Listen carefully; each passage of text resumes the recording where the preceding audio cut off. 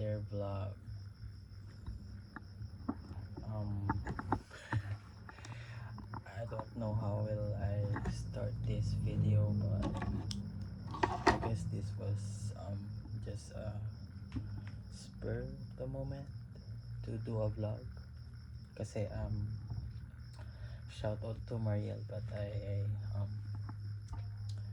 stumbled upon her vlog on YouTube, and I decided to join in and make my own.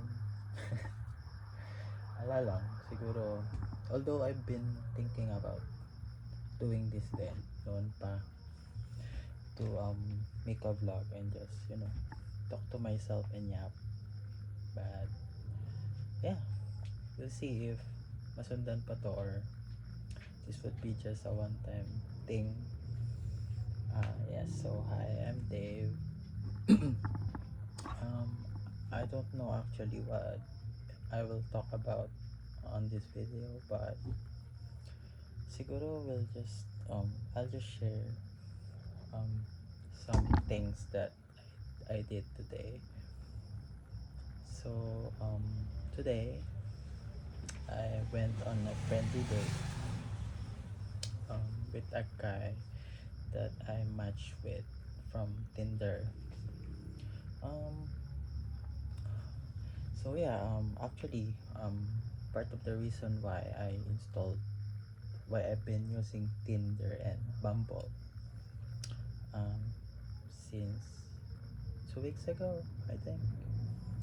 The reason why I've been going back to using dating apps was to make connections, like spark connections. Kasi before, I was I was leaning more into, finding dates, um, trying to pursue relationships with other people. Pero since that, parang a lot of things have happened kasi uh, that really, prompted me to prioritize other things. So back then when I was using Tinder and Bumble, I stopped and did um, some reprioritizing in my life, and that is, doing self-care on myself. Kasi maybe that's another video for another day, but yeah, that happened. I stopped using Tinder like 2 years ago, and then I did a lot of self-care, and even though I was in the middle of that process, parang may mga iba pa rin nangyari na hindi ko gusto na mangyari, na naka-affect din sa self-care journey ko. Yun nga, kwento ko na lang yun sa ibang video, but let's cut to right now. So 2026, just a couple of weeks ago, I decided to reinstall those dating apps for the reason that I want to spark connections, but not for relationships and stuff, but more so on developing platonic relationships. So yeah, there's that. And yun nga, I matched with this guy. His name is Anthony. Initially I thought he was living in Manila, kasi nakita ko sa distance namin na we were like 126 kilometers away apart from each other.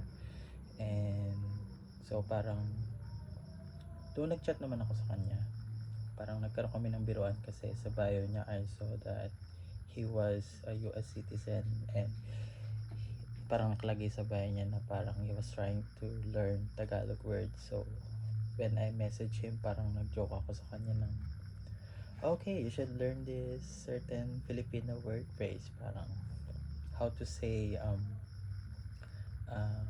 hello my friend in Filipino. Tapos ang sinabi ko is, bigyan mo ako ng pera. So parang yun nga, parang just my way of introducing myself um, in that kind of um, yun nga, through my humor. Tapos nag-reply naman siya, and then we just left it off at that. Tapos hindi na yata ako nag-reply. Tapos yun nga, 2 weeks have passed. Nung hindi, nung message na yon, nung last reply niya, parang nabore ako sa Tinder, and then I uninstalled it. And yun nga, after 2 weeks I reinstalled it again, and then this morning I saw his inbox. Parang nag-chat siya, sabi niya parang, Dave, what do locals, parang may sabi niya, hey Dave, what do you have, do you know what locals do around here, something like that. Sabi ko, bakit ganun yung question niya, kasi he was living in Manila, so why was he curious to know what are locals usually go to in our city, kasi sabi niya San Jose. So I checked his profile, and I realized na we were now only 6 kilometers away apart from each other. So, and then yun nga, bigla niyang nasabi na he was actually studying at CLSU pala, Central Luzon State University. So much to my surprise, I welcome him na, oh, so it turns out nandito ka lang pala, sabi ko sa kanya. And then we after much talking, we decided to go meet up somewhere, and just hang out and yap. So after that whole conversation, I think we ended our chat at around 11 a.m. and then we decided, or we agreed to meet at 2 p.m. So let's just cut to the beginning of the date. When we met up at CLSU at 7-Eleven, so yun, kita ko siya. I was so smitten by his looks, kasi pogi pala siya. I mean, pogi rin naman siya sa pics, but he was more handsome up close. And yeah, after a couple of exchanges, we decided quickly na we go somewhere else kasi mainit. So we decided to go to a nearby cafe on a nearby town in Muñoz. So we went to Elena's. We rode on a tricycle. Parang during that tricycle ride, we were exchanging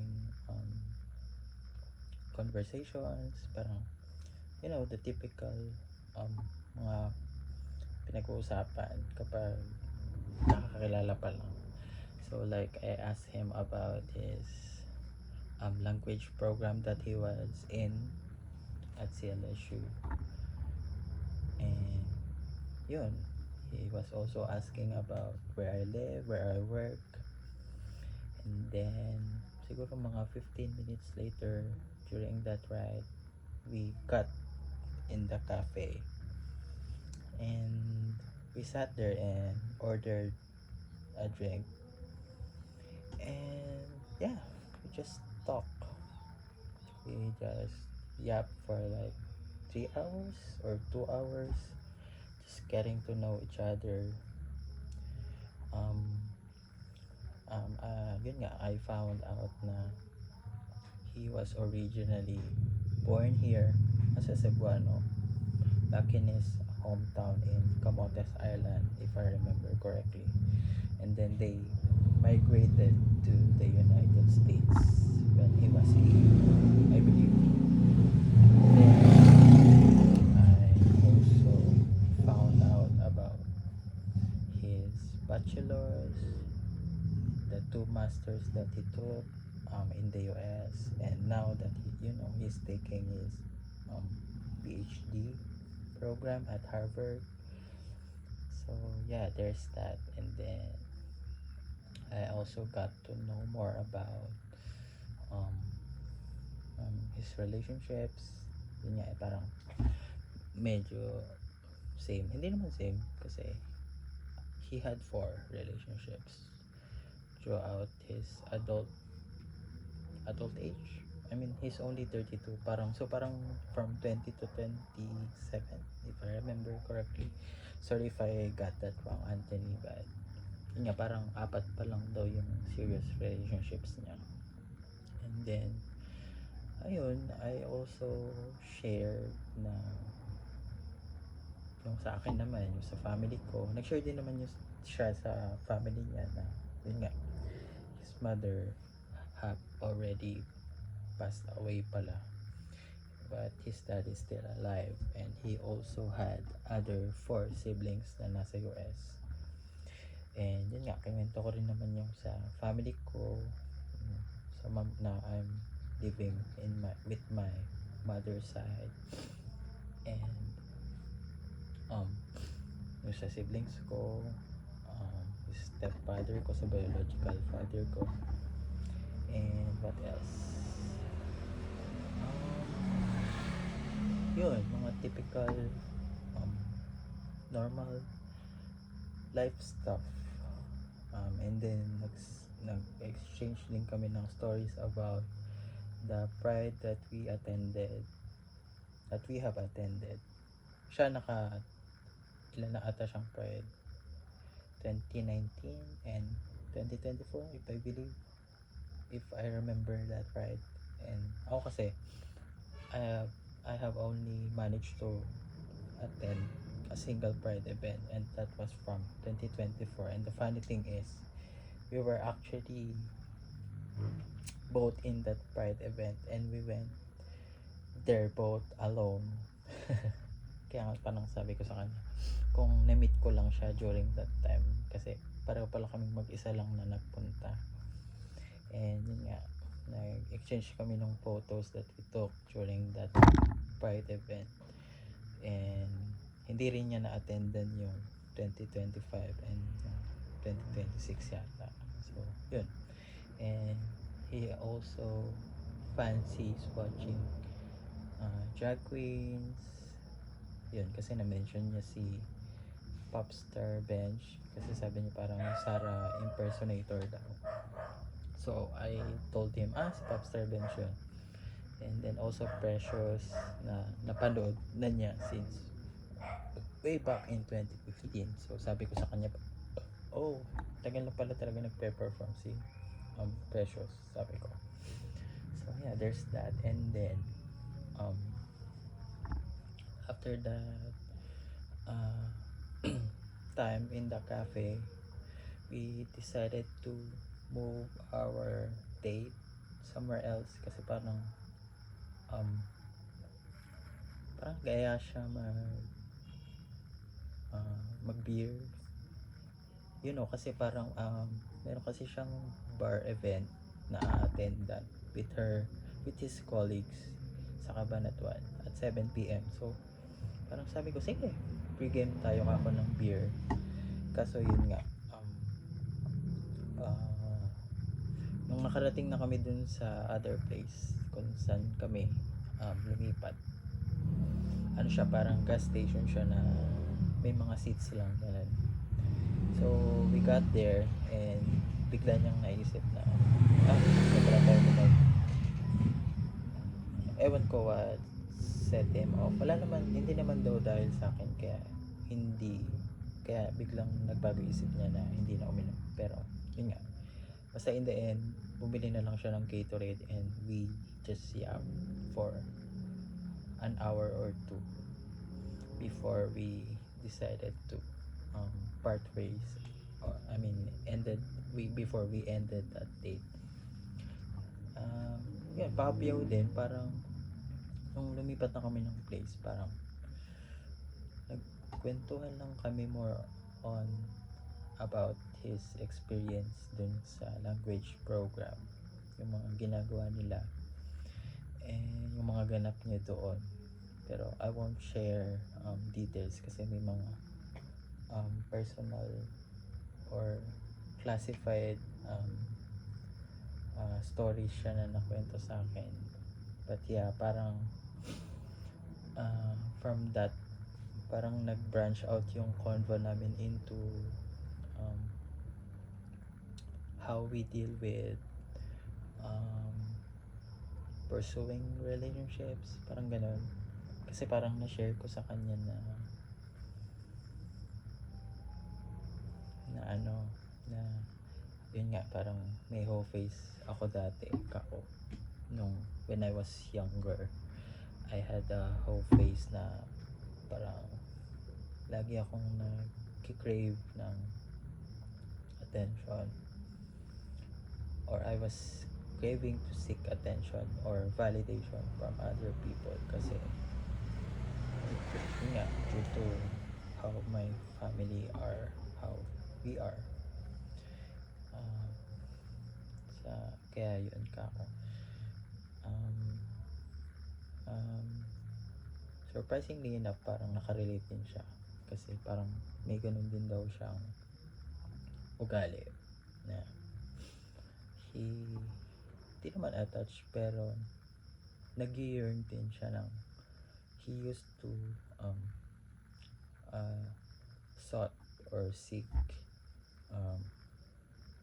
love din from other people. Although yung sa akin kasi is very ano na siya, like it's like a vicious cycle of me just hooking up with random people and me having serious anxious attachment, yeah. Lalo na even after the first date, parang de-develop agad sa akin yung parang parang gusto ko siyang makausap palagi, ganun. So yun, nakwento ko sa kanya yung mga ganung bagay ko na may ganun nga ako ugali, and in some ways nakaka-relate din siya. And ayun, parang paano ba, biglang na-turn yung convo na sinabi niya, parang in-admit niya sa akin na he finds me attractive nga and stuff. And sabi niya parang he was giving me much validation kanina na you're attractive, you're smart, ganun. Pero ako kasi parang never ko pa na-experience yun from someone na they would outright tell me or confess it in my face na they find me, interesting, to say the least. So hindi ko siya alam kung paano ko i-take yung compliment na yun. I mean, I was giddy when I heard that from him. Pero yun nga, sabi ko, I just kept saying thank you to him during that time. Tapos ayun, of course I admitted din na I was taken by him kasi nga pogi niya, yung boses niya ang deep. Tapos yun nga parang bibiruan kami na parang okay, let's make out at the back. Sinabi ko nga kasi na I'm not that type of person din anymore na parang mas gusto ko yung type of dates na okay, let's just sit down and not do anything else, sexually. Parang off the table na sa akin yung hooking up on a first meet up. So yun, and ano naman, he respected that naman. Although parang wala naman kasi talaga kaming balak to do more than chatting, kasi yun naman talaga yung napag-usapan namin. And yeah, that was basically the gist of our date. So yun, bago siya umuwi, we exchange handles, Instagram handles. And sabi ko sa kanya na if he has time, kasi parang aalis na siya next week to go back to Manila, and then by August he would fly to US kasi nag-aral nga siya sa Harvard. Sabi ko, if you have time tomorrow or next week, can meet, sabi ko.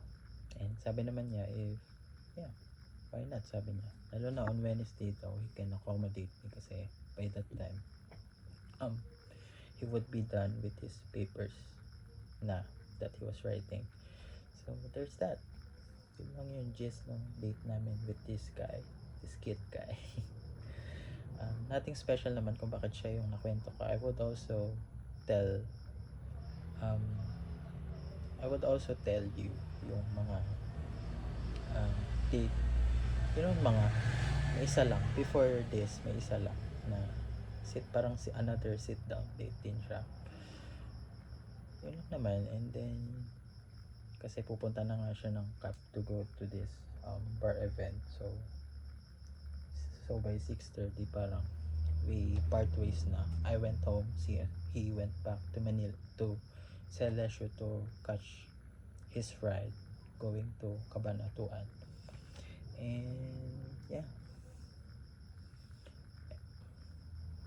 I got home and parang kanina I was a bit bothered by my emotions, kasi siguro lang din dahil na starstruck ako sa kanya. Parang alam mo yung infatuation, ganun na-infatuate lang siguro ako sa kanya kanina kasi sarap niya din kausap kahit naubusan ako ng English words. And yun nga, it also didn't help na he admitted na he found me attractive. So parang siguro delusion lang ako. Kaya kinuwento ko rin sa friends ko yung ganap ko kanina to blow off some steam or to open up and ease my mind about how our date went down. Yun, parang I keep telling myself lang right now na this infatuation that I'm feeling right now is illogical, and siguro it's just physical. Parang yung craving na nararamdaman ko ngayon na gusto ko ulit siya makita is just physical, but I do find him interesting, like for real. So yeah, yun lang. Medyo lang ako. Okay, sorry, I'm back. Medyo nakat yung video kanina.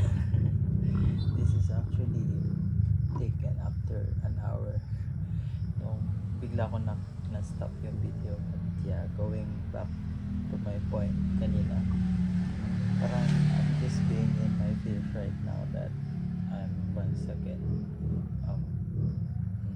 stirred up with my emotions, na yung ganitong feeling na okay, I think I'm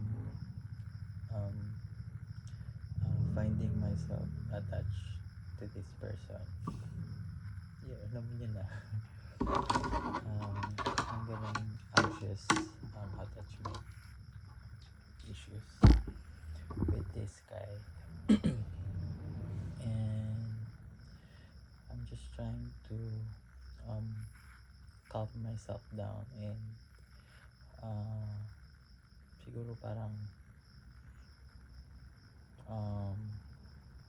tawag dito,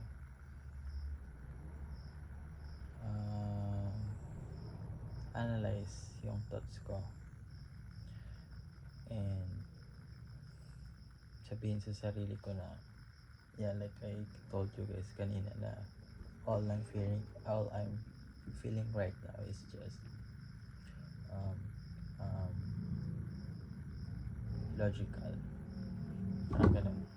Kasi yun nga, and yun din kasi nung we ended our day, tapos nung nakauwi na kami dito sa bahay, so we immediately follow each other on IG, and nag-message agad ako sa kanya upon him accepting my follow request.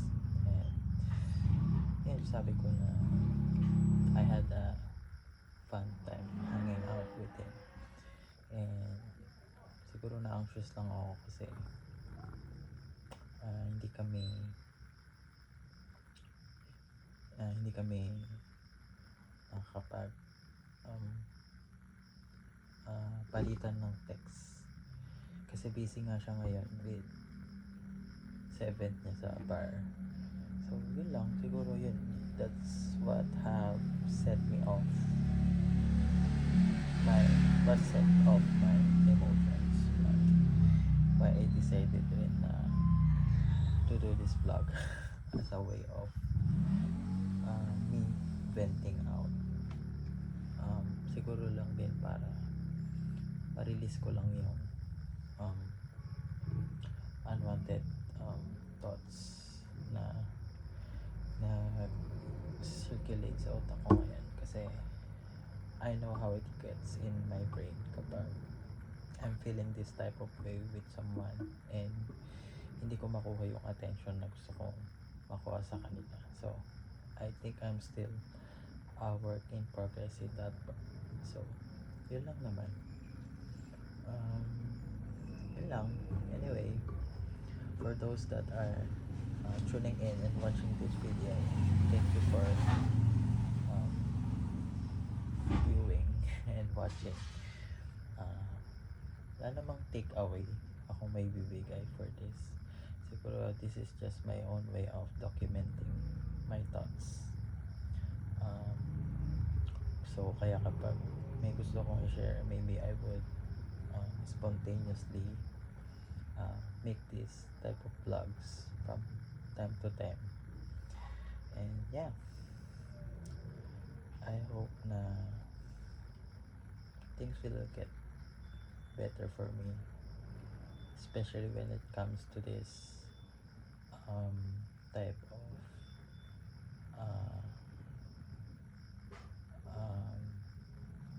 social experiment that I'm doing. Yun nga, yung parang doing friendly dates, ganyan and everything. Hope it works out well for me.